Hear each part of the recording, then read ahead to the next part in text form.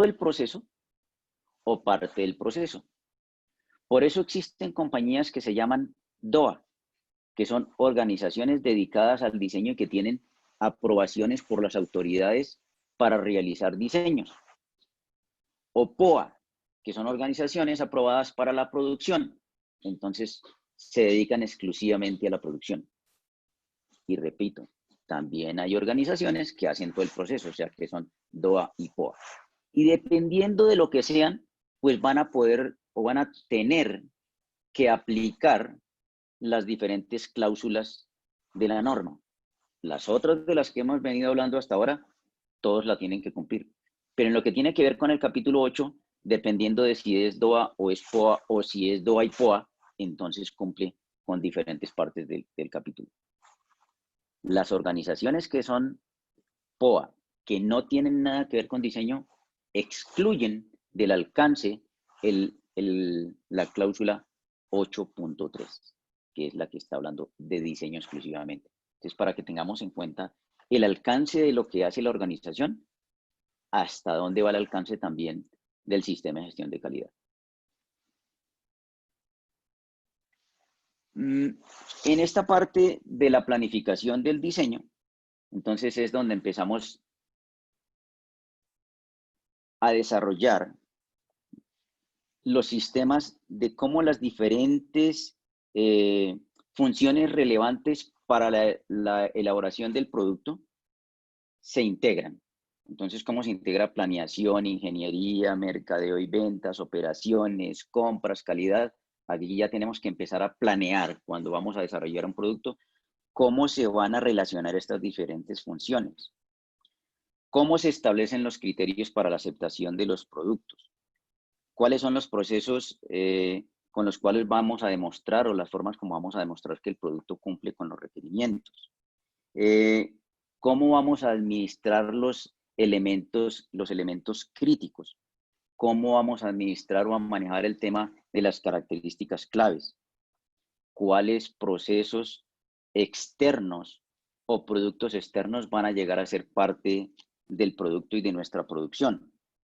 ¿Cómo vamos a planificar las etapas y las fases del desarrollo del producto? ¿Quién va a autorizar el pasar de un estatus a otro estatus dentro del diseño o dentro de la misma producción? Y obvio, los riesgos asociados a la operación en sí. Entonces, aquí quiero hacer un comentario especial respecto al tema de riesgos. Dense cuenta que cuando arrancamos en el capítulo 4, empezamos a hablar el capítulo 4 de la norma habla del contexto de la organización y se empiezan a ver las partes interesadas, la matriz DOFA y esto, entonces empieza uno a hacer como el riesgo de la organización frente a diferentes aspectos que son externos e internos, pero de toda la organización. Luego empezamos a hablar de el riesgo en cada uno de los procesos que se implementen o que se desarrollen en la organización. Ahora ya estamos hablando de los riesgos de las actividades operacionales. Y por último, vamos a hablar del riesgo producto. Entonces, mi recomendación cuando hablamos de riesgo y reuniendo todo el tema que les acabo de decir, es que uno debería manejar o implementar un análisis o una evaluación o un manejo o una administración de los riesgos a través de un solo procedimiento o unas tareas que hagan todo este manejo, pero que le involucre de una vez los diferentes escenarios o los diferentes niveles de riesgo que va a manejar. En ese sentido, también yo les recomiendo, por experiencia, que revisen el Military Standard 882 y apliquen en la medida de la condición y de las actividades de su organización el análisis de riesgo en los diferentes niveles que les acabo de expresar, ¿cierto? Entonces, ese tema es muy importante, que va a través de toda la norma, a través de todas las operaciones de la organización, a través de diferentes niveles. Entonces, lo mejor es no enredarse uno haciendo un análisis de riesgo para cada cosa, sí lo hace para cada cosa, pero a través de un solo metodología, por decirlo así. Y obviamente en el tema de los riesgos, pues tiene que hacer la asignación de las responsabilidades de los riesgos y de quienes van a trabajar en el análisis de riesgos, y esto involucra a toda la organización. No hay una sola persona que analice los riesgos de toda la organización, luego los riesgos de los procesos, luego los riesgos operacionales y por último los riesgos de producto.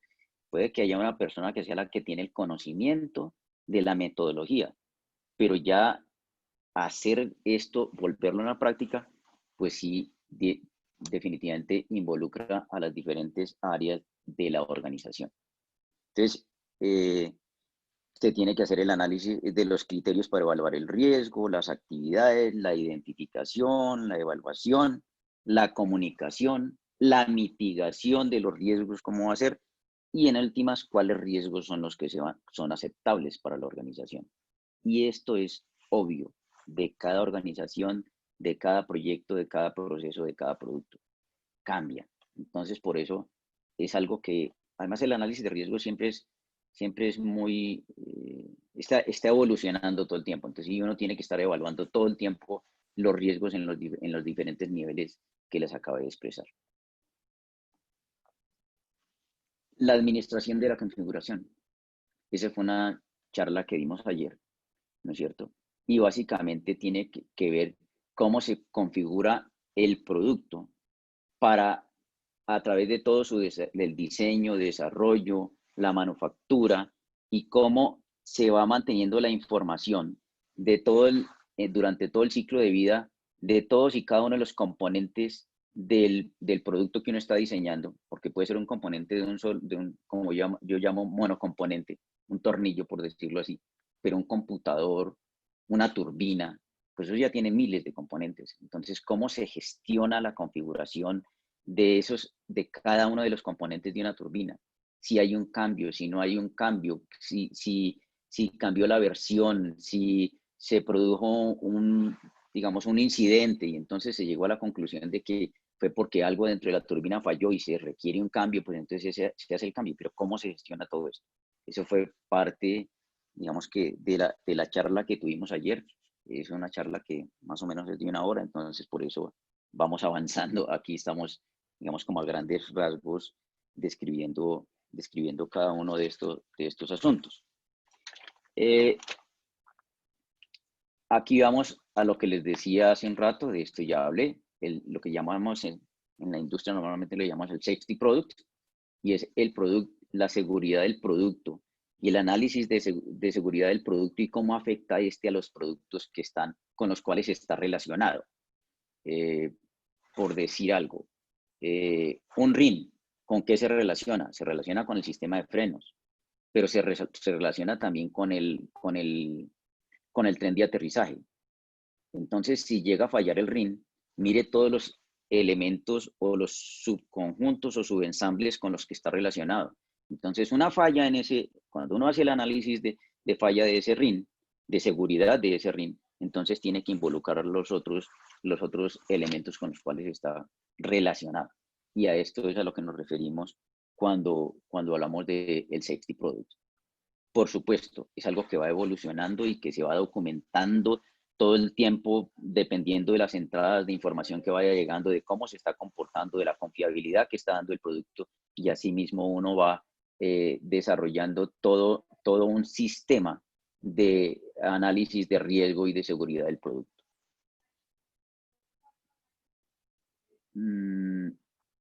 La prevención de partes de counterfeit parts, de partes falsificadas. Esto es muy, muy, muy importante en la industria.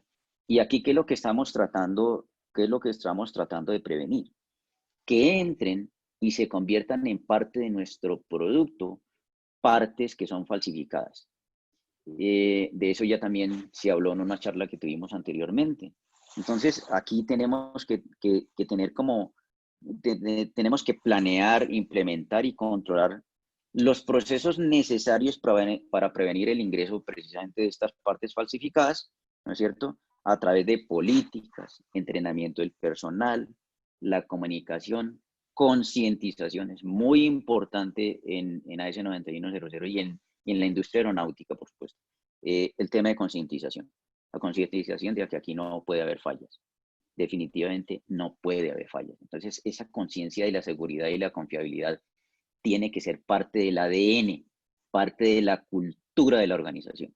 Si no, digamos que estamos en el lugar equivocado, estamos en otra industria, no estamos en donde estamos, en la industria aeronáutica, ¿no? Entonces, las estrategias para detección de las partes falsificadas, inclusive existen páginas web en Estados Unidos para identificar y donde se tienen ya, digamos, récords de partes falsificadas que están en el mercado. Entonces uno puede acceder a esas páginas para ver y validar que los productos que nos están llegando a nuestra organización no vengan en esa condición.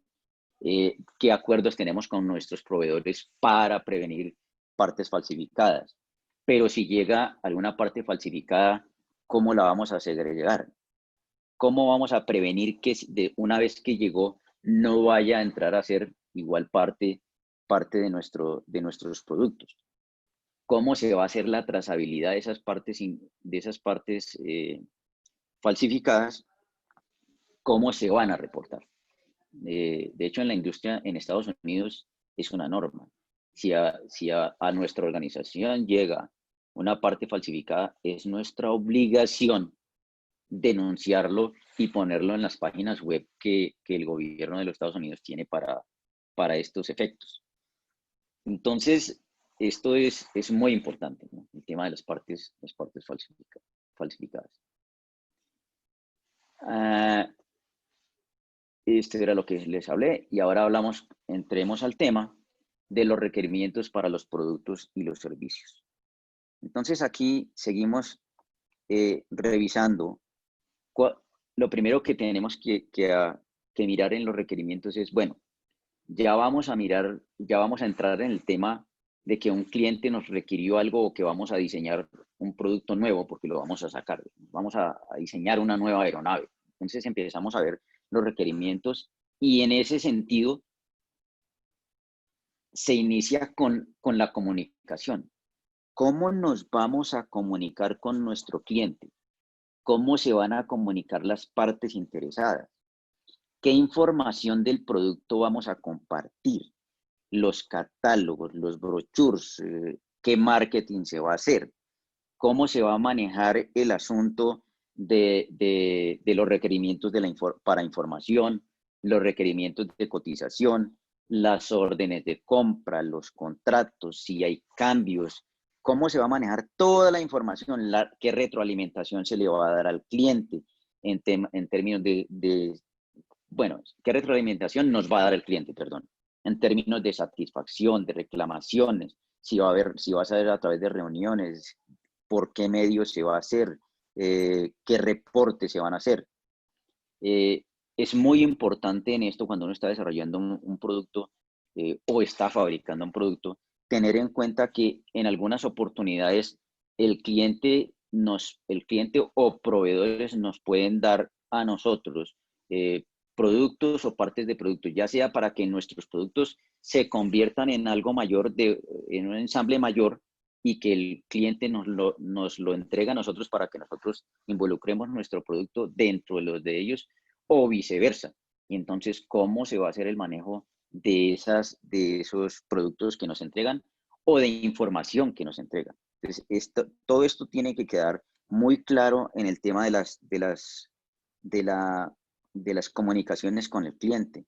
El tema de la confidencialidad, obviamente en esto hay desarrollo tecnológico, hay temas de restricciones militares, hay temas de restricciones de gobierno. Entonces, ¿cómo se va a manejar esa confidencialidad, perdón? ¿Qué acciones de contingencia vamos a tener? O sea, si se presenta algún cambio en el diseño, algún cambio en la producción, ¿cómo se va a manejar esa contingencia? ¿No es cierto? ¿Cómo van a ser los backups? ¿Cuál es la alternativa a utilizar? cuáles consideraciones de riesgo va a haber en la información, en las partes que nos entreguen. ¿Verdad? Ahora, en la determinación para los productos y servicios, tenemos que mirar el tema regulatorio y estatutario. Obviamente hay entidades que regulan y entidades que certifican el producto. Entonces, están los temas ITAR, están los temas de si se puede exportar o no se puede exportar, qué requerimientos o restricciones hay para las importaciones y las exportaciones. Se tiene que verificar qué conocimiento tiene la organización para desarrollar el producto o servicio, qué proyectos anteriores tuvo la organización para ver si esa información es o puede ser parte de este nuevo producto que se va a desarrollar. ¿Cuáles van a ser los parámetros de operacionalidad del producto? La producibilidad, la reproducibilidad, la seguridad del producto. Si va a haber obsolescencia o no, si hay posibilidades de obsolescencia, que en temas electrónicos eso sabemos que eso es de todos los días. Entonces, ¿cómo se va a mantener el producto a través del tiempo cuando algunos de sus componentes seguramente se van a volver obsoletos? Si hay requerimientos especiales para el diseño o el desarrollo del producto, y en eso creo que lo comentaba en estos días. Ahorita se están hablando de aviones supersónicos de nuevo, ya existieron, pero ahora se está hablando de aviones supersónicos con los nuevos temas de seguridad, con todos el tema de aeropuertos. Entonces aquí estamos llegando a un tipo de diseños que son prácticamente, pues que son muy nuevos. Entonces estos se convierten en requerimientos especiales. ¿Cómo los vamos a cumplir? Si realmente tenemos la tecnología o el conocimiento para desarrollar esos productos, que por supuesto están identificados como de altísimo riesgo, no solamente en el producto como tal, sino en los procesos de fabricación, en los procesos de control de la misma calidad del producto. Si verificar si nosotros tenemos la madurez como organización para llegar a un desarrollo de un producto con un requerimiento especial. Entonces, esto es lo que tiene como consideraciones cuando uno está revisando, cuando uno está, digamos, recibiendo la información para los requerimientos del producto. Una vez que se tiene la información, pues a su vez se hace, una vez terminado esto, entonces la organización hace la revisión de que sí puede, llegó a cumplir con todos, tiene toda la información para desarrollar el producto. Se debe hacer una documentación o un acta o unas reuniones para que quede absolutamente claro con el cliente y con la autoridad si le va a cumplir con el producto, con los requerimientos que él tiene, y que no vaya a haber posibilidades de que, no, es que yo interpreté esto de una manera y usted me lo estaba diciendo de otra manera. Esa claridad se debe dar en todo el tema de los requerimientos de los productos y los servicios, ¿no es cierto? Entonces, ¿y esto por qué? Porque la organización tiene que tener absolutamente claro, absolutamente todo lo que tiene que ver con el producto, con las compras, con las finanzas, con la calidad, antes de comprometerse a desarrollar o entregar un producto. Entonces, todo esto es, como le digo, la norma lo que le está dando es tips. Mire, cuídese, ¿no es cierto? Cuídese, cuídese. Tenga en cuenta esto, tenga en cuenta esto. Por eso se hace una verificación. Vuelva y verifique que todo esté claro antes de que usted arranque siquiera a diseñar nada. Y por último, pues obviamente en todo este asunto de los requerimientos debe quedar una información documentada de todos estos aspectos que les acabo de comentar. Es mandatorio tenerla. Mejor dicho, no habría posibilidad de no tener esto cuando la exigencia es precisamente todo esto que se ha hecho de aquí para atrás y no tener documentación de eso. Una vez surtido esto, entonces entramos a lo que es esto es lo de las comunicaciones, ya les hablé de eso anteriormente, el tema de las comunicaciones. Y la revisión de los requerimientos, que es todo esto que les acabo de hablar. Este tema. Puede llegar a haber unos cambios en los requerimientos para los productos y servicios. Entonces, también tenemos que contemplar cómo vamos a manejar si se produce algún cambio en los requerimientos. ¿Cómo va a ser la comunicación? ¿Quiénes son las personas autorizadas? No puede aparecer por parte del cliente cualquier persona decir, oiga, cámbiemele esto, y yo lo cambio y después en la misma organización de mi cliente me dice, no, pero es que la persona que le dijo a usted, ese no estaba autorizado. Entonces, por eso se tiene que tener claro en el tema de comunicaciones quiénes son las personas autorizadas para el tema de generar un cambio o de solicitar un cambio. Pero dentro de la organización también quién va a ser el interlocutor para recibir esa información y generar los cambios que se hagan. Y después de realizar el cambio en las solicitudes, en los requerimientos, de nuevo, estar de acuerdo en que lo que nos pidieron, nosotros lo entendimos y que todos estamos hablando el mismo idioma. Y de eso se trata esto, ¿no? Estamos hablando el mismo idioma, lo tenemos claro, ya se implementaron los cambios, ya sabemos qué es lo que hay que cambiar, entonces podemos seguir hacia adelante, ¿no es cierto? Entonces ese es lo que tiene que ver con los cambios.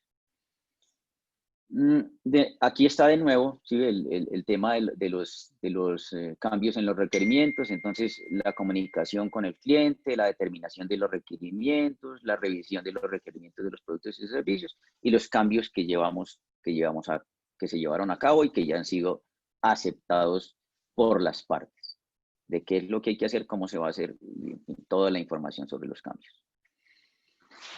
Entonces estamos aquí entramos a la parte de diseño. Mire todo lo que tuvimos que preparar para entrar a diseñar. Ahora sí vamos a entrar a diseñar el producto.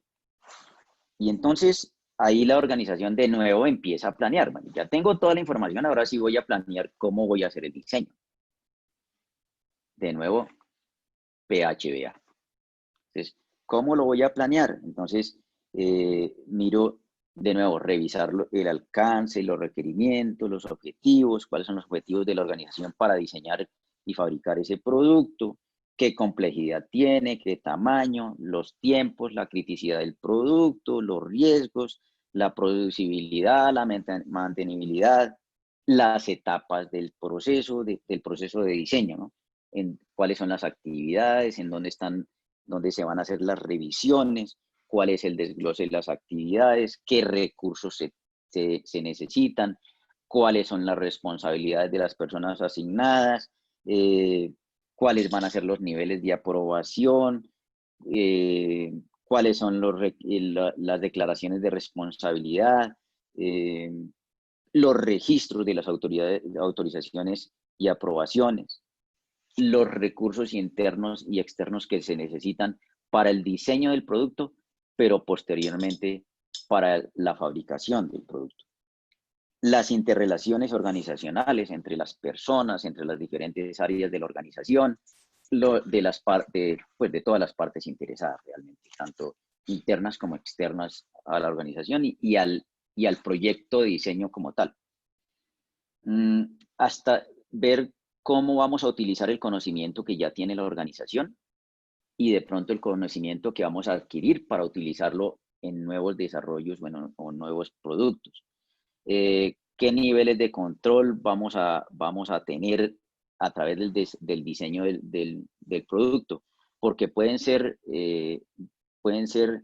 controles exigidos por el cliente, exigidos por la autoridad o obviamente por la organización, ¿no? ¿Cuáles son? De pronto hay controles como implícitos, entonces hay que ver cuáles son los controles implícitos. ¿Dónde va a estar la aceptación del cliente? ¿Dónde es que él puede ser o por producto para el producto final o sencillamente en etapas que él considere que va a ser sus controles, ¿no es cierto? Y por supuesto, el tema de la información documentada de todo el proceso de diseño. Entonces, incluyendo los cambios, incluyendo las autorizaciones, ahí incluye pues obviamente planos, modelos, reportes, especificaciones, planes de control, certificados, toda la documentación referente al producto. Entonces ya teniendo todo como esta planificación, entramos a hacer lo que se llama como las variables de entrada al diseño y el desarrollo, que es como la revisión de todo lo que se tiene anteriormente, de los requerimientos del cliente. Entonces ya vienen los requerimientos funcionales y de desempeño, de operación, de seguridad, la transferencia de información, entonces ahí de otros, como les decía, de otros diseños, de lecciones aprendidas, de datos en servicio, de retroalimentación del cliente, de proveedores, de mejores prácticas en la industria, que eso existe en documentos. Mire, las prácticas en la industria para este tipo de operaciones es esto. Entonces, pues esas son entradas para el diseño y desarrollo. Obviamente el análisis de riesgo, las consecuencias por obsolescencia, como se los decía anteriormente, prever eso, qué va a pasar, y ver qué tan adecuadas y claras son las entradas al diseño, si son si están completas, si hay alguna información que sea ambigua, si se puede transmitir, qué conflictos encuentra uno entre las entradas y lo que va a llegar, el producto que va a llegar a obtener. Entonces, si hay algún conflicto entre eso, pues hay que resolverlo a ver, digamos, eso es lo que llaman los trade-offs. Empezamos a negociar entre nosotros en la parte, en la organización o con el cliente o con la autoridad, ¿no es cierto? Viene la parte de los controles del diseño. Entonces, se deben determinar cuáles son los controles, en qué momento se van a hacer, cómo se van a documentar, cuáles son las salidas de ese diseño, cómo se va a revisar cada parte del diseño, las actividades de validación. Entonces, si vamos a hacer si van a ser a través de simulación, de modelos, de cálculos alternativos, de comparación con otros proyectos, de experimentos, de pruebas, de revisión por especialistas y obviamente documentar todo esto, ¿no es cierto? Entonces, una vez que está determinado esto, entonces tenemos que empezar a pensar cómo vamos a hacer o a realizar las pruebas de validación y verificación del producto. Entonces, en ese sentido, ¿cuáles son los requerimientos de las pruebas? Entonces, primero, ¿cuáles son las pruebas que se van a requerir para demostrar que el producto califica como producto aeronáutico? Entonces, ahí vienen, digamos que de nuevo, como tres aspectos a mirar. ¿Qué es lo que requiere la autoridad aeronáutica? ¿Qué es lo que requiere el cliente? Y obviamente los requerimientos de la propia organización para demostrar que el producto se puede calificar como un producto aeronáutico. Entonces allí vamos a mirar que cuando vayamos a hacer las pruebas, tenemos que tener una identificación única del producto. ¿Cuáles son los objetivos de las pruebas? ¿Cómo se planea la prueba? ¿Cuáles son los cronogramas? ¿Qué recursos se necesitan? ¿Cuáles son los parámetros para determinar que si el producto cumple o no cumple? ¿Cuáles son las condiciones para realizar las pruebas? Los criterios de aceptación. ¿Cuáles van a ser los métodos de las pruebas? ¿Cuáles van a ser las listas de chequeo? ¿Cómo se va a hacer la captura de la información? Tener absolutamente clara y determinada la configuración del producto, la configuración de la prueba, los equipos que se van a utilizar, el software, los equipos de medición y control y, obvio, la retención de la información documentada. Cómo se va a retener, cómo se va a manejar, quién las va a firmar, en dónde se va a guardar, cuándo se puede recuperar, quién tiene, digamos, la autorización para recuperar esa información o para verla, digamos, esa información. Una vez hecho, entonces ya están las salidas del diseño, cumpliendo con todo esto anterior. Entonces, ahí se hace la verificación de las salidas frente a los requerimientos. ¿De quiénes? Pues de los clientes, de las autoridades y de la organización. ¿Sí? Revisar si las salidas sí son adecuadas para la provisión de los productos. ¿Qué estándares vamos a aplicar? ¿Cuáles son las especificaciones, los esquemas, los planos? listas de partes, los instructivos de manufactura, el herramental que se necesita, los programas de mecanizado, la preservación, el manejo, el empaque. Mire, esto vale la pena que lo tengan muy presente. El diseño el diseño en la industria aeronáutica llega a establecer hasta los manuales de mantenimiento para el producto. No es el fabricante el que diseña los manuales de mantenimiento del producto que fabricó. No, eso lo diseñó anteriormente la organización de diseño o el área de la organización o el área dentro de la organización que hace el diseño del producto. Entonces, no es solamente hacer los cálculos de diseño, los cálculos que sean, los planos y ya. No, la organización de diseño diseña también el proceso de manufactura, diseña los controles en el proceso de manufactura, diseña el proceso de entrega, el empaque, todo lo que tiene que ver con el producto, el fabricante fabrica de acuerdo a como el diseñador le dijo, entrega de acuerdo a como el diseñador le dijo. Entonces, por eso estamos hablando, yo les estoy hablando aquí de todos estos asuntos que ustedes dicen, pero esto tiene que ver con producción. No, discúlpenme la expresión, producción obedece. ¿Obedece qué? Lo que el área de diseño le dijo. Listo, no hay más. Si encuentra algo que tenga oportunidad de mejora o algo que no se puede realizar, pues hablará en principio con el área de diseño para que ellos verifiquen qué es lo que hay que cambiar.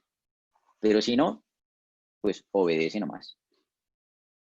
¿Sí? Entonces, tiene que tener entonces como salida del diseño cuáles son los criterios de aceptación, cuáles son las características del producto, las características claves, eh, las inspecciones, los intervalos de servicio, las características de operación, los elementos críticos con su identificación clara de que es un elemento crítico, ¿no es cierto? ¿Cuáles son las características claves de ese elemento crítico y qué manejo especial se le debe dar a ese elemento crítico y a esas características claves? Porque esto seguramente genera procesos claves críticos en la fabricación.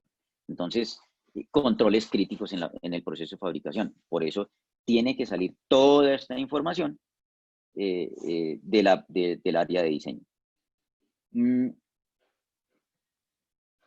Y obviamente, pues la aprobación de las salidas, antes de la liberación del producto, de la liberación del diseño, entonces, ¿quién autoriza a decir que ese diseño ya está cerrado, que ya se terminó la fase de diseño? Eso debe quedar absolutamente claro, ¿no es cierto? Y cuáles fueron las personas autorizadas, los niveles de autorización y la información documentada y retenida de todo, precisamente inclusive de las personas, en donde dice las personas autorizadas para liberar el diseño son estas y no es otra.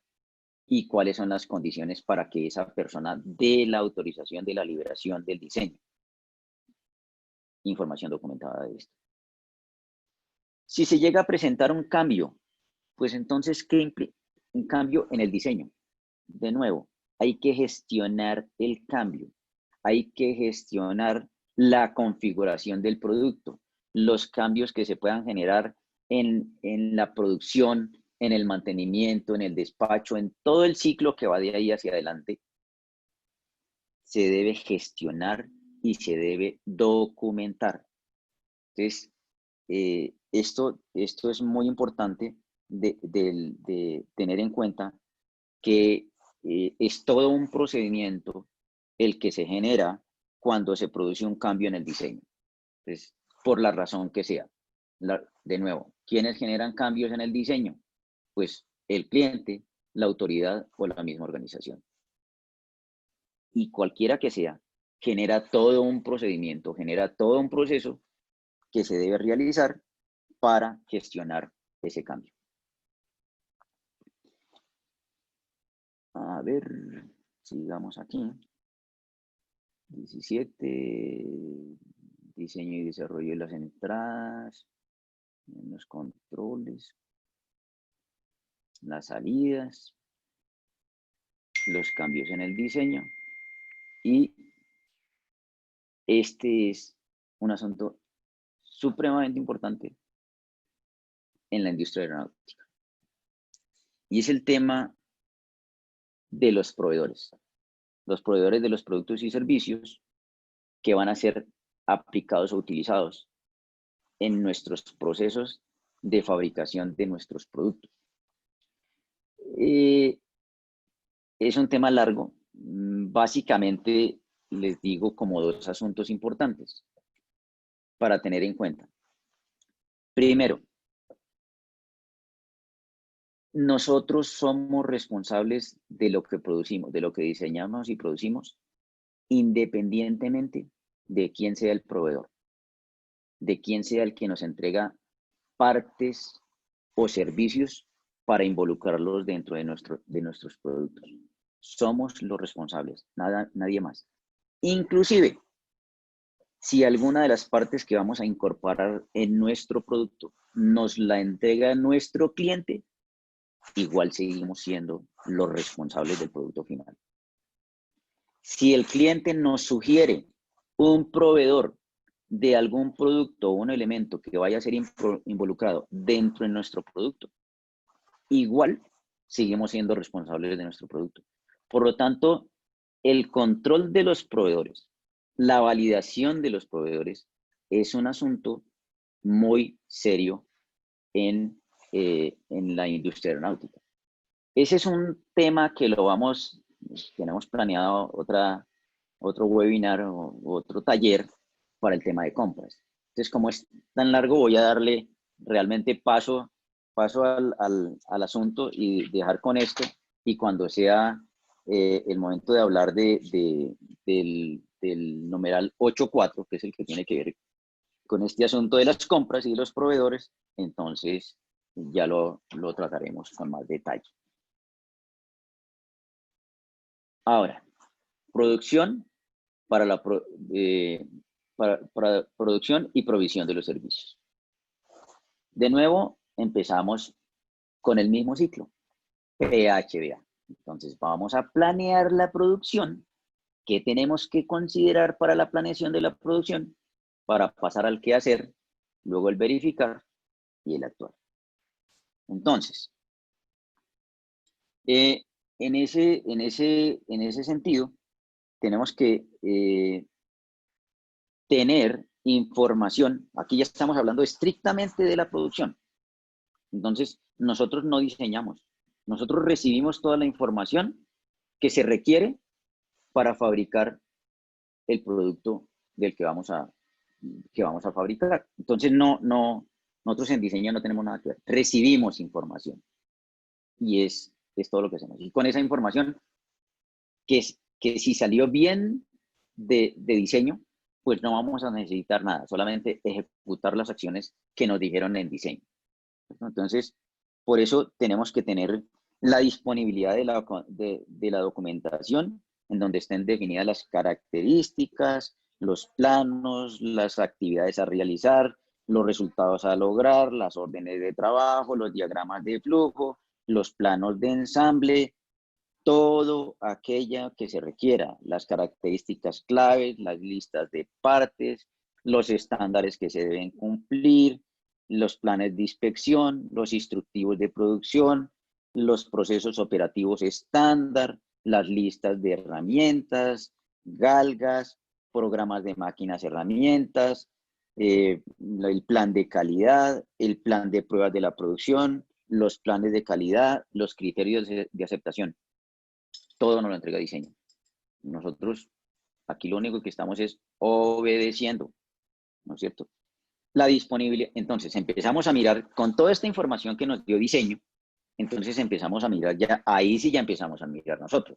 Como producción tenemos los recursos y los equipos para medición y monitoreo, tenemos las personas, tenemos las herramientas, las galgas, las instalaciones, el medio ambiente, porque en ocasiones se requiere medio ambiente controlado para hacer algunas mediciones. Por ejemplo, cómo vamos a implementar las actividades de monitoreo y medición que vinieron de diseño, ¿no es cierto? Entonces, la planeación de la inspección, monitoreo, los puntos de secuencia, los criterios de aceptación. ¿Cómo vamos a manejar eso? Entonces tenemos que empezar a planear todo esto. Los requerimientos en términos de equipos, de nuevas instrucciones de uso, de operación, mantenimiento, entrenamiento de los operadores si se requiere. Obviamente la información, cómo la vamos a documentar, ¿no es cierto? Cómo la vamos a retener, por cuánto tiempo las vamos a guardar, porque en esto también entra de nuevo, puede haber requerimientos de cliente o puede haber requerimientos de autoridad o requerimientos de la organización. Tenemos que cumplir el más largo en términos de la retención de la información documentada en los procesos de producción. Tenemos que hacer, si se va a hacer muestreo, cómo se va a hacer, si va a ser muestreo para evaluación estadística, cómo va a ser el plan de muestreo, cuál es el tamaño de la muestra, cuáles son los niveles de inspección. Tenemos la infraestructura para la operación de los procesos que tenemos que realizar para fabricar el producto. Tenemos que preguntarnos eso, si tenemos las instalaciones, los servicios, el medio ambiente físico, si las competencias de las personas para realizar el producto pues cumplen para el propósito del producto como tal, ¿no es cierto? Entonces, si tienen la educación, el entrenamiento, los conocimientos, la experiencia, y esto tiene que estar alineado con los roles que tenemos. Por otro lado, por allá cuando vemos el tema de personal, miremos los roles de las personas y entonces vamos y vemos, uy, pero resulta que pusimos a este personaje a hacer un rol que no le compete. Entonces allí, ese es un tip para que ustedes lo tengan en cuenta, que en un tema de auditoría por ahí se les puede ir una no conformidad. Le dicen, oiga, pero es que aquí alguien hizo cuando va uno a verificar quién hizo este trabajo, lo hizo esta persona, déjeme ver los roles y las competencias de esa persona. Resulta que no era no conformidad. Entonces hay que ser muy cuidadosos con eso. La validación y revalidación de los procesos especiales, entonces tal como los requerimientos, el monitoreo de los procesos, la calibración de los procesos, de los equipos, la calificación de las personas, la revalidación periódica de los procesos especiales que ya han sido de alguna manera validados o verificados. Entonces,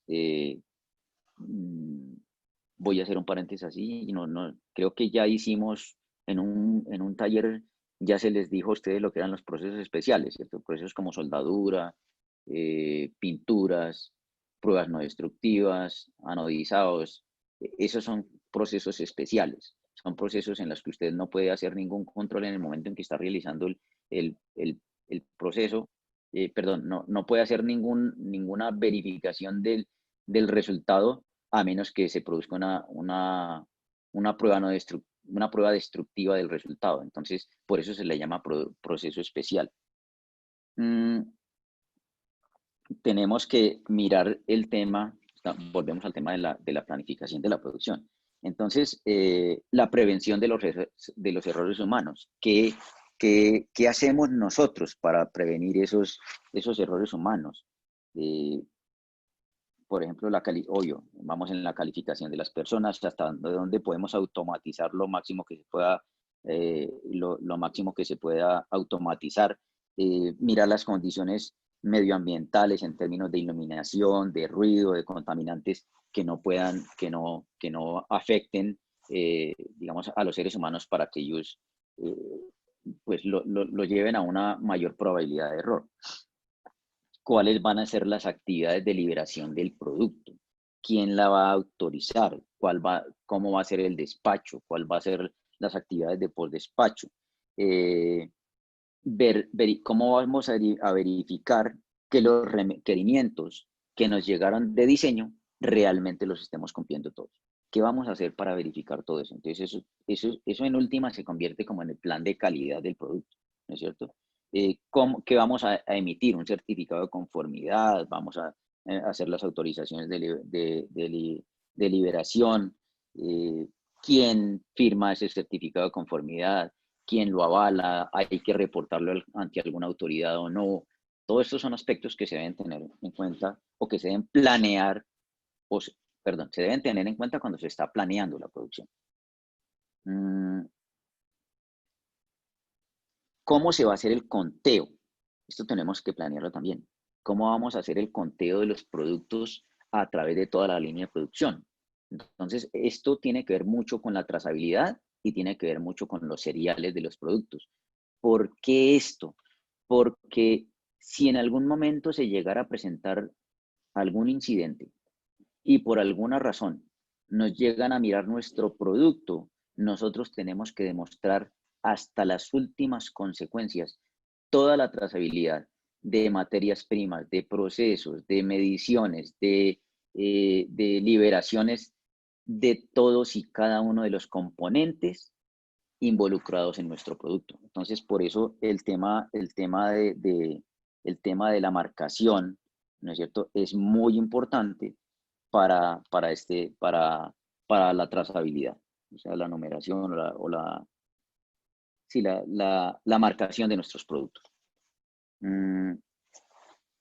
Y obvio, tener la evidencia de que todas las actividades fueron realizadas, que todas las operaciones se realizaron, que todos los controles se realizaron, que todas las pruebas se realizaron, que las calibraciones se realizaron, que todo el proceso que nos diseñó el área de diseño, entonces fueron cumplidos.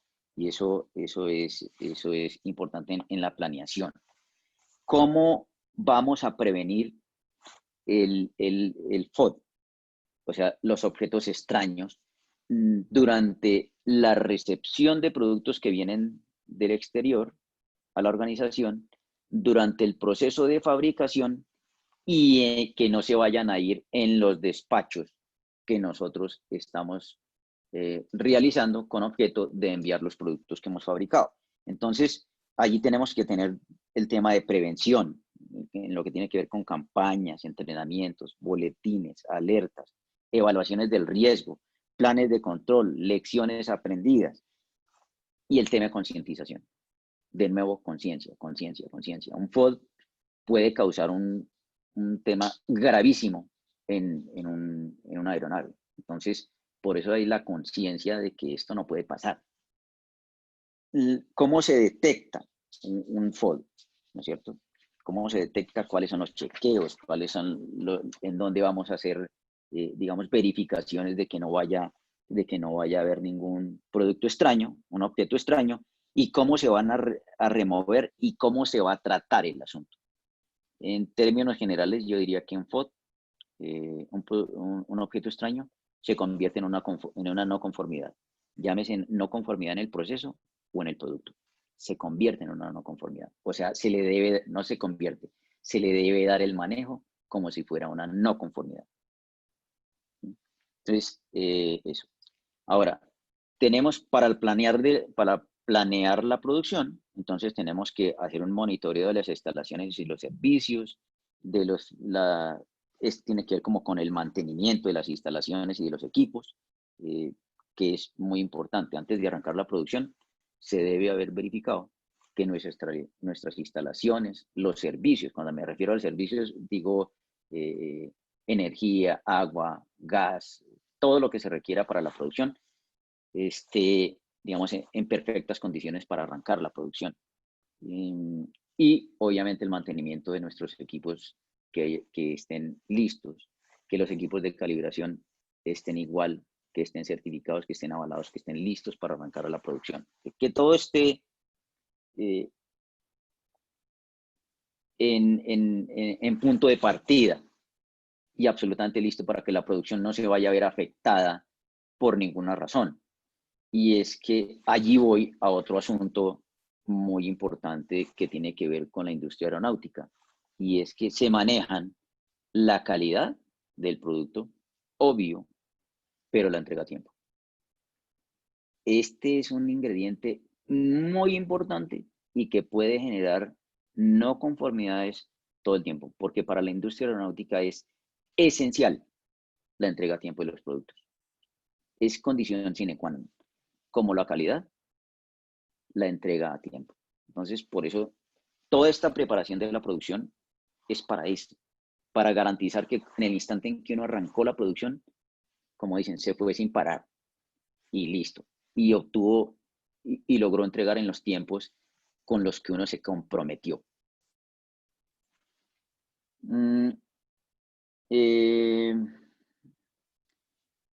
Seguimos con el tema de validación y control de los procesos especiales. Aquí, este es un tema que lo toma parte la norma, porque los procesos especiales pues se dan todo el tiempo, pero tiene su tratamiento especial también.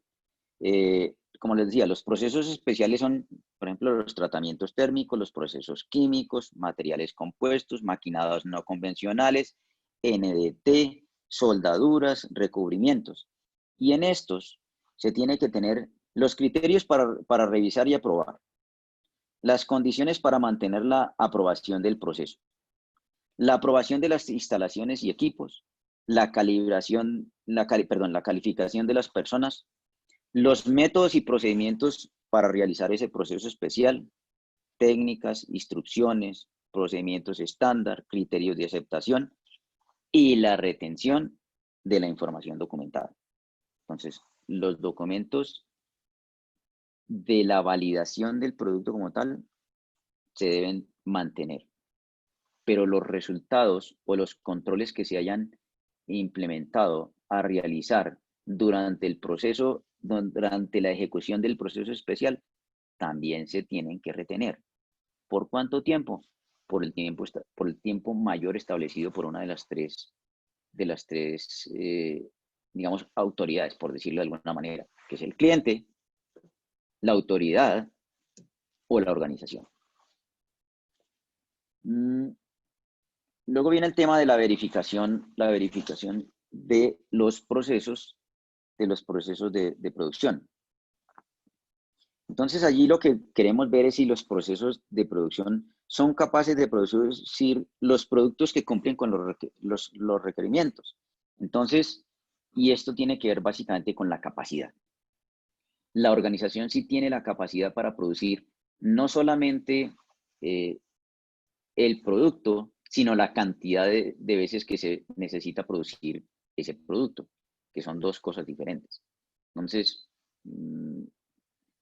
por ejemplo, en una fresadora tienen unas dimensiones de desplazamiento en X, en Y, en Z, y resulta que el producto que vamos a fabricar, pues, es muy grande para esas dimensiones. Entonces, no tendríamos esa capacidad. Ahora, supongamos que sí tenemos la capacidad, pero esa fresa sí nos da la productividad que nosotros necesitamos para el pedido que tenemos, o tenemos que recurrir, o tenemos otras fresas, o tenemos que recurrir a un proveedor externo para que nos apoye en esa producción. A eso es a lo que se refiere este asunto. Lo otro es que normalmente cuando arrancamos una producción de un producto nuevo, tenemos lo que se llama un FAI, First Article Inspection, y es como hacer la prueba de que toda la organización, con todo esto que hemos planeado, sí produjo un producto de acuerdo a los requerimientos de diseño. Y cuando digo requerimientos de diseño, pues me estoy refiriendo porque ya diseño cumplió con cumplir a su vez con los requerimientos del cliente, los requerimientos de la autoridad y obviamente los de la organización. Entonces hay que hacer una producción de un solo producto para verificar y, si es el caso, ajustar lo que haya que ajustar en la producción para luego sí hacer la corrida de la producción en serie. Les recuerdo, hablar de producciones en serie en el sector aeronáutico no es muy grande. Y les voy a poner este ejemplo muy sencillo y de pronto muy básico. Y es, a mí me contrataron para que haga un tornillo y ese tornillo solamente se utiliza una vez en una aeronave. Pues esa empresa que fabrica esa aeronave hace 60 aeronaves por mes. ¿Cuántos tornillos me van a comprar por mes? 60. Entonces, la producción en serie, cuando se habla, pues no es tan en serie como si estuviéramos hablando del sector automotriz, por decirlo así. Entonces, no son grandes corridas, pero igual hay que hacer un primer artículo, una corrida y un primer artículo, una verificación de que la producción sí cumple, ¿no es cierto?, de ese primer artículo, y luego sí hacemos la corrida de la producción. ¿Cuándo se hace el primer artículo? Y también creo que si no estima, se hizo una charla de eso, pero ¿cuándo se hace el primer artículo? El primer artículo se hace, obviamente, cuando es la primera vez que se fabrica. Si pasaron más de 2 años en que no se fabricó ese artículo dentro de la misma organización, o tercero, porque hubo un cambio en el diseño, un cambio en los procesos de manufactura, un cambio en materias primas, cualquier cambio que haya habido en el diseño implica generar un first artículo, un FAI para la siguiente producción.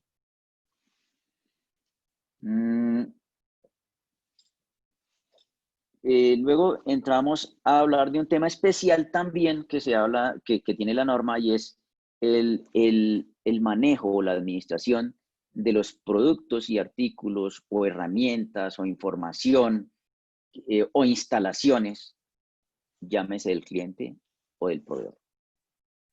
Porque pueden pasar las dos cosas.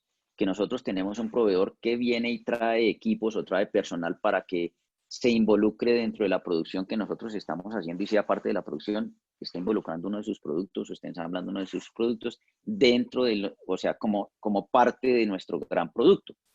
Entonces, esa es una forma en la que se puede dar. Entonces, él nos puede dar personal, herramientas o cualquier cosa que nos entregue que esté dentro de nuestras instalaciones, pero que pertenece a nuestro proveedor. Y hacia arriba puede pasar lo mismo. O sea, que nuestro cliente, ya les había hablado, que nos dé producto para que los involucremos o que nos preste herramientas o diga esto se instala de esta forma, entonces yo les doy el herramental o les doy esta información. ¿Cómo vamos a administrar esos bienes que son de un tercero, pero que están dentro de nuestras instalaciones? Entonces, obvio, tenemos que tenerlos marcados, tenemos que tener la trazabilidad de ellos, en qué estado están, si se llegan a dañar o algo les llega a pasar, entonces informar inmediatamente al propietario. Si se trata de información, entonces la confidencialidad, dónde la vamos a guardar, quién tiene autorización para mirar esa información. Todo esto lo tenemos que considerar cuando pasa esa situación. El otro, entonces, eso es lo que tiene que ver con los productos y elementos que son ya sea de nuestros clientes o de nuestros proveedores.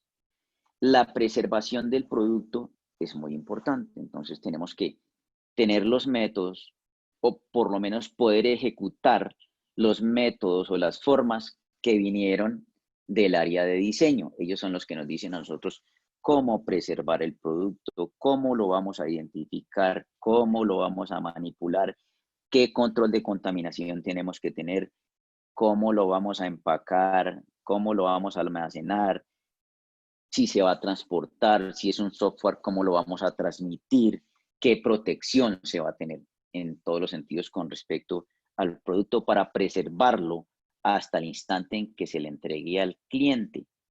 Porque pues en últimas nosotros queremos tener esos productos funcionando, no que yo le entregué al cliente y ya me lavé las manos y como yo se lo entregué en mi planta, entonces no parte sin novedad si algo sucede de ahí para adelante. No, nosotros tenemos que llegar mucho más allá porque es nuestro producto y nosotros respondemos por nuestro producto hasta que el ciclo de vida de ese producto se termine.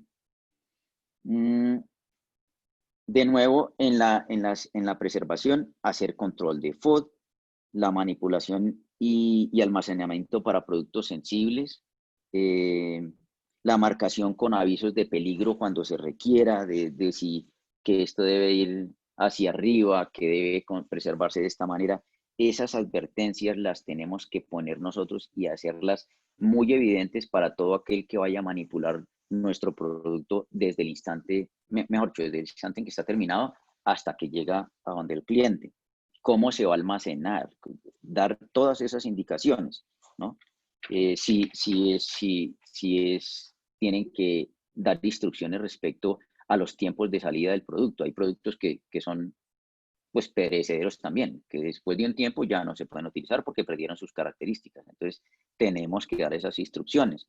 Si es un producto peligroso, pues con más veras hay que dar todo un instructivo de cómo se deben manejar esos productos.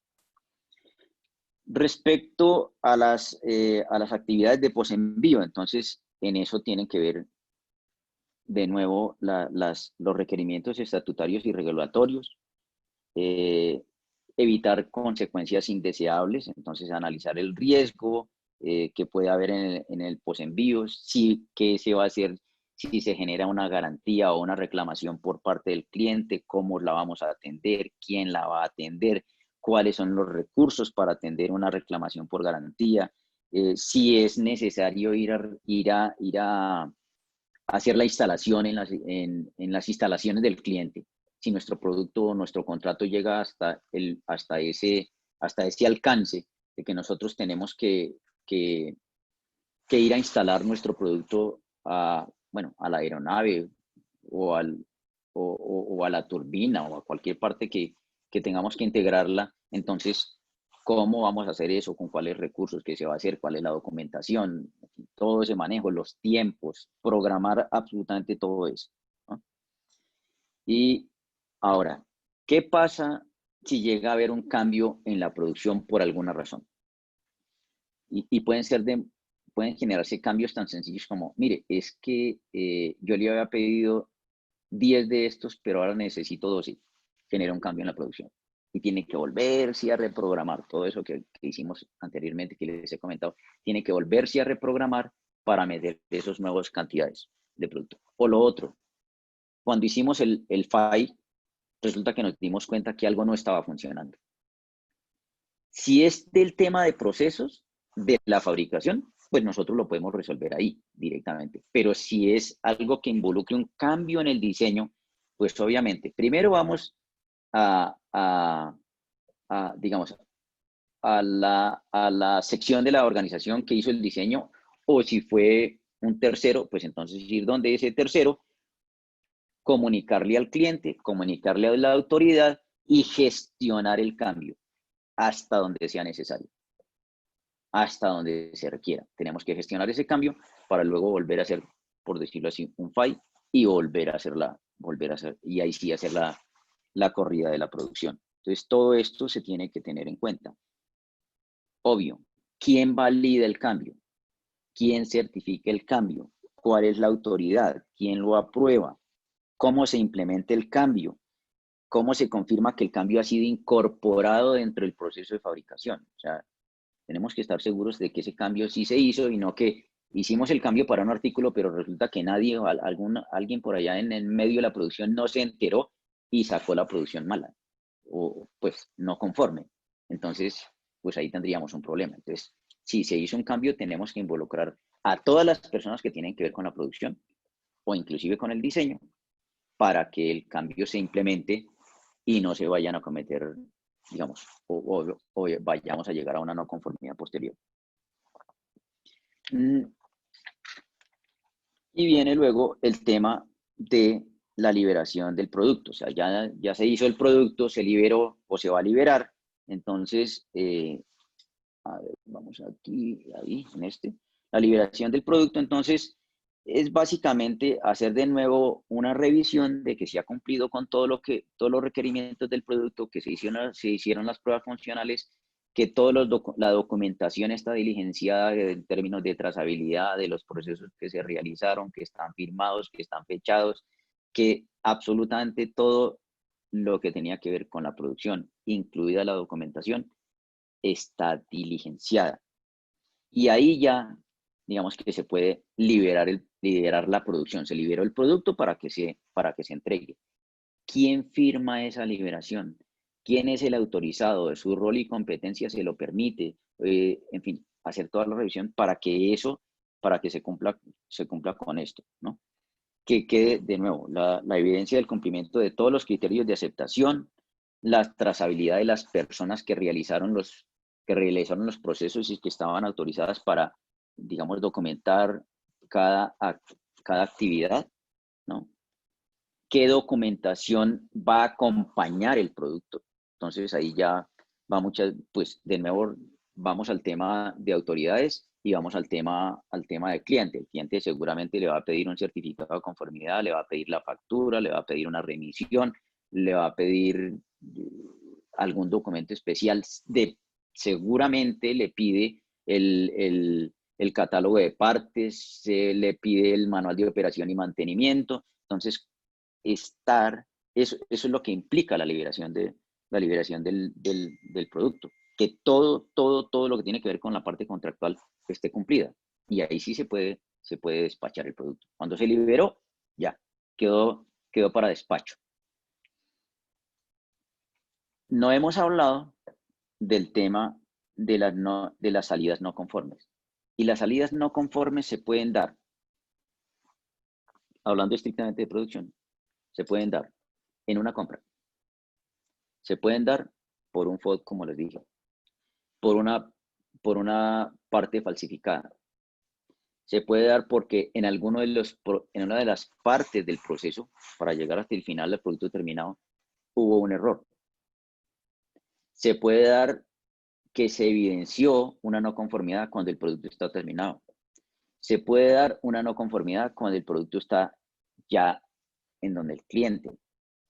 En la recepción, el cliente puede identificar una no conformidad. Se puede dar en el producto cuando está instalado. Se puede dar cuando el producto ya lleva un tiempo funcionando. Entonces, miren todo el camino que puede recorrer un producto o una no conformidad y sin que la organización se dé cuenta. Por supuesto, se han establecido muchos controles para que esto no se da. Pero si se da, ¿cuál es el manejo que se le va a dar a la no conformidad? Y hay que tener en cuenta que una cosa es una no conformidad del producto y otra cosa es una no conformidad del sistema de gestión de calidad. Son dos cosas diferentes. Lo que tiene que ver con no conformidad del sistema de gestión de calidad creo que va en el capítulo 10. Aquí estamos hablando de no conformidad de productos, por lo tanto ese manejo lo damos acá, de acuerdo con el capítulo 8, ¿no es cierto? Entonces, la organización tiene que controlar las salidas no conformes, incluyendo productos, servicios o procesos identificados interna o externamente, como se los expliqué, ¿no es cierto? Tiene que tener información documentada para definir el proceso, el control de las no conformidades, lo cual puede incluir la responsabilidad y autoridad para la revisión y disposición de la no conformidad. El proceso para la aprobación de las personas que determinan que hay una no conformidad y qué tratamiento se le va a dar a la no conformidad. Las acciones de contención. Y voy a hacer allí una pequeña explicación. El tema de contención es que, por un lado, si está dentro de la organización todavía el producto, pues contención es parar la fabricación y tratar la no conformidad. Pero si el producto ya usted lo despachó, entonces tiene que avisarle a los clientes que hayan recibido el producto y los clientes y aquellos que vayan a recibir el producto porque ya está en camino. Entonces, esa es la contención. Avisarle a todos, este producto tiene un problema, tiene una no conformidad. Y todo el mundo relacionado con la no conformidad, pues tiene que tener la información y contener. Aquí no vamos mejor, tenemos es que evitar que esa no conformidad se convierta en un tema grave en diferentes organizaciones, en diferentes clientes, en diferentes aeronaves. Entonces, por eso se habla eso es lo que es la contención. Tenemos que tener dentro de la organización determinado cuáles son los tiempos para dar respuesta a la no conformidad. De hecho, la norma, el AS 9100, tiene unos tiempos establecidos, pero es que también pueden existir los temas contractuales. Entonces el cliente me dice, no señor, usted mi no conformidad le doy tanto tiempo para atendérmelo. Entonces uno ahí tiene que ver cuál es la de menor tiempo, por lo que dice la norma, por lo que dice el cliente. ¿Cuáles son las acciones correctivas tomadas para corregir las salidas no conformes, ¿no es cierto? Y pues solucionarlas. ¿Cuál es? Tener un proceso, tener la documentación del tratamiento de las no conformidades. Esto es norma, ¿no? Tenemos que tener las provisiones para que la no conformidad pues no se vuelva a repetir. Tenemos que darle tratamiento a la no conformidad dependiendo de qué tanto se haya producido el daño. Entonces, si el producto se puede mejorar con alguna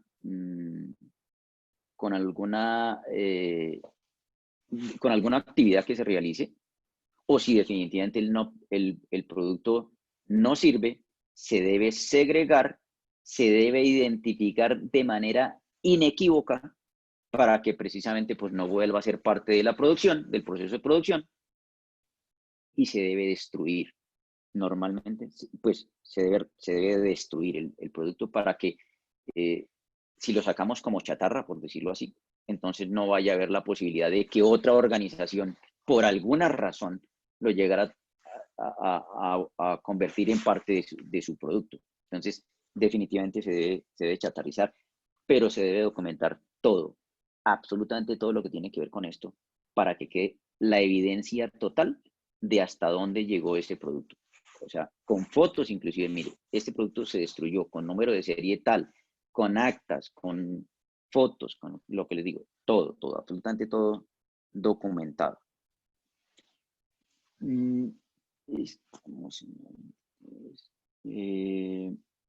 Y entonces, estas son las salidas de no conformidades, lo que yo les decía, el tratamiento de las no conformidades. Y pues con esto termino mi exposición por el día de hoy en lo que yo tenía por decirles, pero por supuesto estamos abiertos a las preguntas que tengan.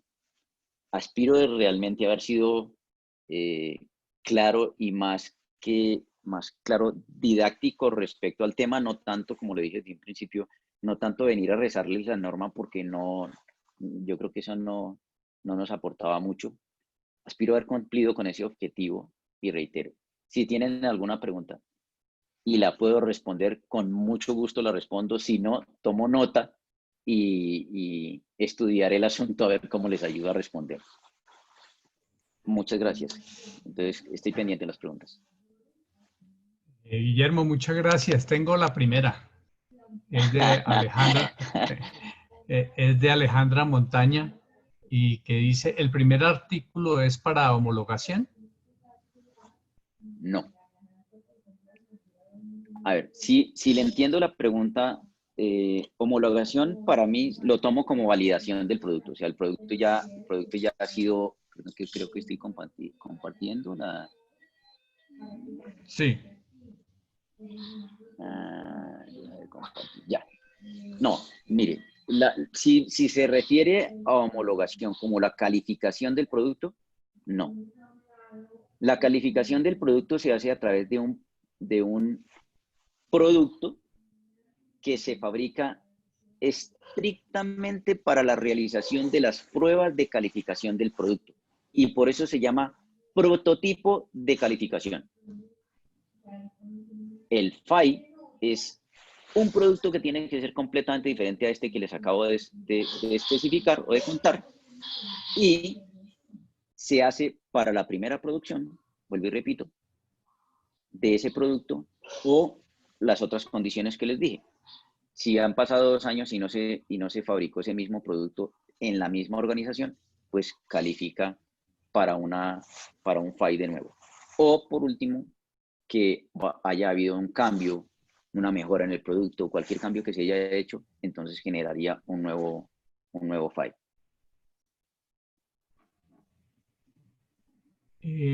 Tengo otra pregunta.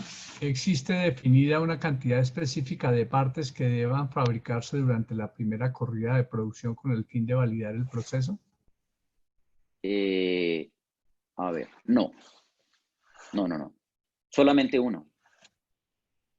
Es uno, estrictamente uno. Entonces uno lo hace, a ver, pero voy a ir un poquito más allá. Supongamos que tiene un producto compuesto, entre comillas, de varios componentes o subensambles. Y dentro de esos subensambles hay un producto que se repite varias veces. Realmente la fabricación de ese producto que estamos hablando específicamente lo hace una vez. Y así va ensamblando hacia arriba, una vez de cada uno, independientemente de cuántas veces se repita en el ensamble mayor.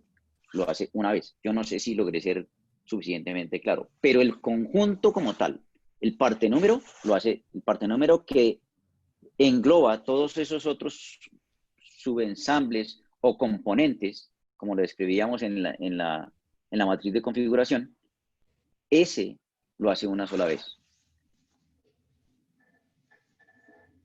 No sé si fui claro. No sé si Sebastián nos puede decir si le quedó claro o quiere Sí, Guillermo, está bien. ampliar. Queda claro. Queda claro. Gracias. Okay. Fanny Carolina Castilla nos pregunta, ¿cómo se debe plasmar una exclusión normativa? Si la organización no produce ni diseña, ¿se excluye el numeral 8.3?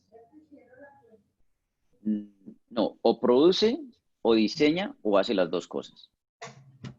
Pero si no diseña, que es algo que digamos, se pasa relativamente en la exclusión de la norma, sencillamente cuando hace el alcance, cuando está haciendo el alcance de la certificación de calidad en ISO, en AS 9100, entonces dice, en el alcance, donde está describiendo el alcance, dice, se excluye la cláusula 8.3 porque no realizamos diseño. Y ya quedó excluida. Ahora, el auditor es el que va y verifica si sí excluye eso o no lo excluye. Y quiero ser un poquito más profundo en esto. Si yo soy una organización que solamente produce, pero yo diseño las herramientas para hacer mi producción, el hecho de diseñar no me sube a la categoría de no excluir la 8.3. O sea, no me convierte en diseñador, porque yo lo que estoy diseñando es para producir, exactamente. Pero si yo diseño parte de ese producto, por más mínimo que sea, parte de ese producto que yo voy a fabricar, ya no me puedo excluir de diseño. Y esa es la gran diferencia.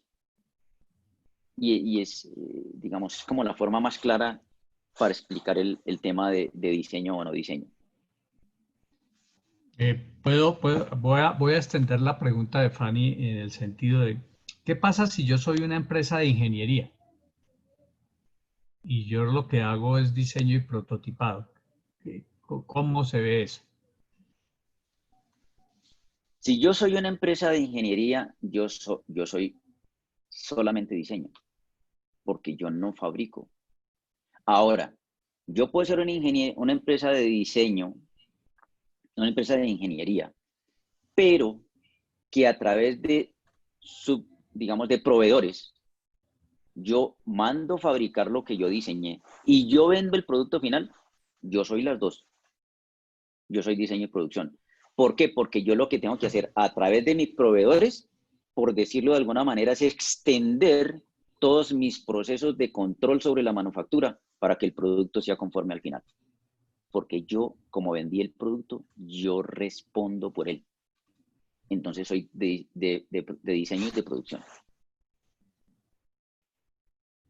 Y eso nos indica que, de acuerdo a lo que hemos conocido de las empresas, tenemos empresas que hacen eso, que hacen diseño de Sí. herramientas, por ejemplo, y a través de terceros la producen y la venden. O sea, que tenemos, o sea, deben responder tanto por el diseño Sí. como por la producción, así sea externalizada. Si la está vendiendo, responde por todo. Si yo vendo solo el diseño, pues yo vendí el diseño, se lo entregué a alguien que lo va a utilizar para hacer una producción después. pero yo ya no soy el dueño del diseño, porque yo se lo entregué a alguien. Entonces yo solamente diseño. Pero si yo vendo al final el producto que yo diseñé, yo respondo por ese diseño y respondo por esa producción. Entonces soy una organización de producción. Ok. Si alguno tiene alguna otra pregunta, ya por lo menos las que leí ya se resolvieron. Si alguien tiene a viva voz una pregunta que hacer, bien pueda.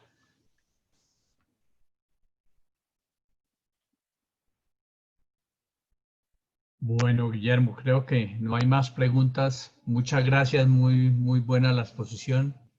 Creo que ha quedado muy claro. Sin embargo, si llegan a tener preguntas más adelante, pues tienen la oportunidad de contactarse con sus consultores o llegar hasta donde Guillermo para hacerle las preguntas.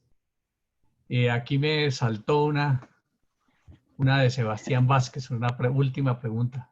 Si como proveedores de la parte solicitamos un cambio en el producto, ¿somos responsables de este diseño con el ajuste junto con el cliente? A ver si entiendo la pregunta. Yo soy proveedor de una entidad que está, digamos, más arriba de lo que yo estoy, porque está elaborando, fabricando, diseñando un producto, digamos, más complejo que el que yo hago. O sea, lo mío va a ser un componente dentro de ese producto. Y yo solicito un cambio en el producto para la fabricación. ¿Somos responsables de ese diseño con el ajuste junto con el cliente?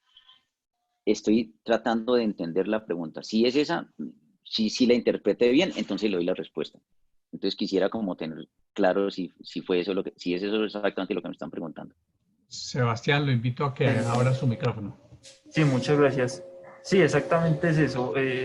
Como lo menciona Guillermo, realmente pues en nuestro caso fabricaríamos un subcomponente de una parte mucho más grande, obviamente, de nuestro cliente, ¿no? Digamos que por proceso interno de producción, nosotros necesitaríamos tal vez en alguna parte, o sea, al caso, solicitar un cambio como tal en el diseño, ¿sí? Y tal vez, obviamente, se va a hacer una propuesta del cambio que se va a solicitar en la parte con el cliente con las especificaciones.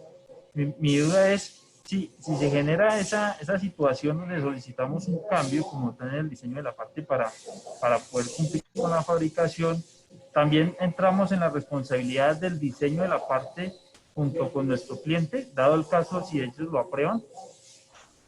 No. El responsable del diseño del diseño es el diseñador.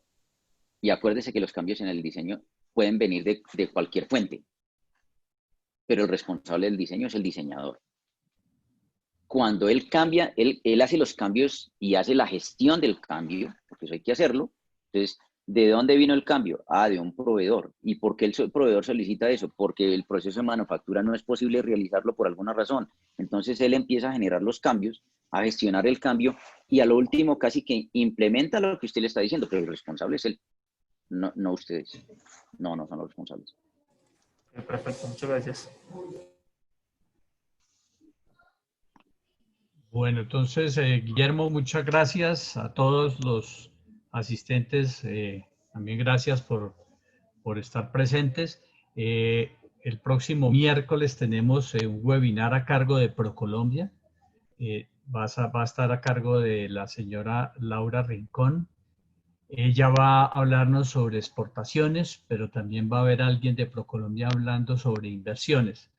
Pues salimos un poco de la parte técnica, entrar por un momento en la parte de mercadeo y sobre todo para hablar de exportaciones. Entonces a mí me parece que va a ser muy importante para ustedes escuchar qué tiene que decirnos a nosotros ProColombia. Recuerden que finalmente el match entre ustedes como empresas y esos potenciales compradores del exterior, pues va a pasar por una exportación y va a pasar por todo lo que nos va a explicar Laura sobre cómo lo debemos hacer y cuáles son los programas que ProColombia tiene para ustedes.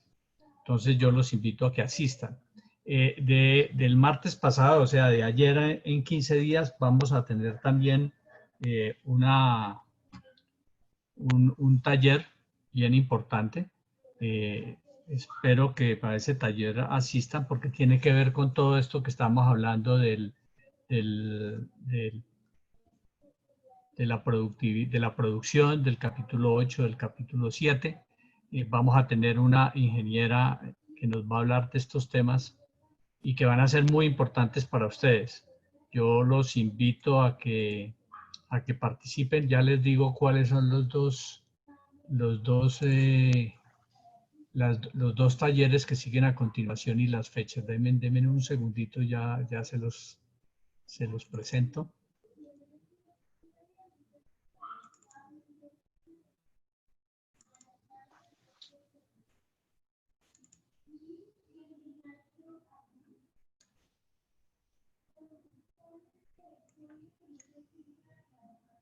Entonces vamos a tener inspección del primer artículo y después, eso será el 4 de agosto y el 18 de agosto, o sea, 15 días después, vamos a hablar sobre diseño y desarrollo. Va a estar con ustedes la ingeniera Sigrid Espinosa. Ella tiene mucha experiencia en inspecciones de primer artículo, como quiera que, y con diseño y desarrollo, como quiera que se ha desempeñado como la jefe de calidad de la fábrica de aviones de la CIAC y durante estos años en la fabricación del T90, en la fabricación del planeador, en la fabricación de los UAVs, ha tenido mucho que ver. Entonces me parece bien importante estos dos talleres, sobre todo que son aplicables a exactamente lo que les estaba hablando Guillermo. Y ella pues ya va a entrar en un detalle, en una especificidad bien grande. Entonces, muchas gracias. Les deseo que tengan un feliz día y un resto de semana. Nos vemos en 8 días. Muchas gracias. General, muchas gracias a todos por haber escuchado este monólogo. Espero que no haya sido tan ladrilludo, pero que sí les dé por lo menos una buena idea de que comprenden todos estos temas del capítulo 8. Muchas gracias a todos. Muchas gracias, que tengan buen día.